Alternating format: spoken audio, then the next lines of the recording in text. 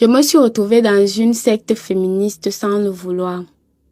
Je m'appelle Marilyn, j'ai 21 ans. Il y a de cela 3 ans, j'ai eu mon baccalauréat. Il faut savoir que je ne vivais pas dans la capitale. Du coup, c'était difficile pour moi de quitter ma ville d'origine pour venir faire l'école dans la capitale et retourner. Mes parents n'avaient pas assez de moyens pour me prendre une chambre dans la capitale et continuer mes études. Raison pour laquelle, comme j'avais cours 3 fois par semaine, on me faisait voyager tous les jours et rentrer pour venir fréquenter et puis rentrer là où je vivais. Alors, à ma 2e année, j'ai rencontré une amie du lycée qui avait eu le bac avant moi. Elle me fait savoir que c'est pourquoi est-ce que je continue à vivre dans cette ville-là alors que je peux tout simplement prendre une chambre dans la capitale et fréquenter aisément. Je lui ai juste dit savoir que c'était à cause des moyens. Mes parents n'ont pas les moyens. Du coup, je suis obligée de faire avec les moyens de bord à bord. Alors, elle me dit OK, elle peut m'aider, mais à une condition, que je ne sois pas celle-là qui va lui mettre les bâtons dans les roues. Je lui ai dit que moi, je ne suis pas là pour te causer des problèmes.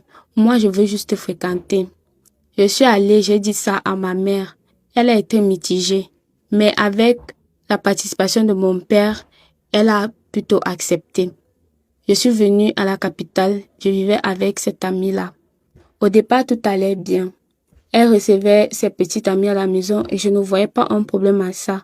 Pour moi, elle était jeune et elle faisait sa vie ce qu'elle voulait.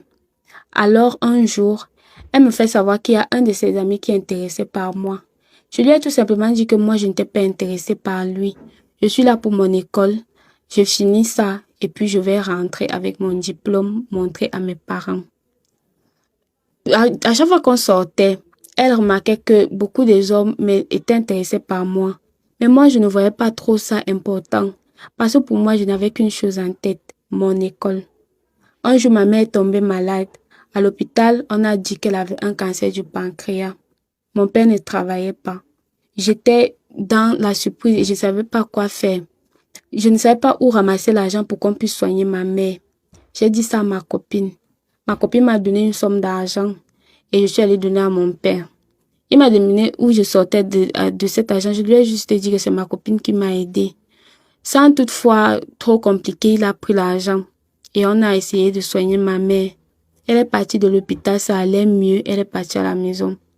Un jour étant à la maison, ma copine me dit, je peux t'aider à avoir un peu plus d'argent. Juste arrête d'être aussi coincée. Tu n'es pas une fille de l'église, alors laisse-toi faire.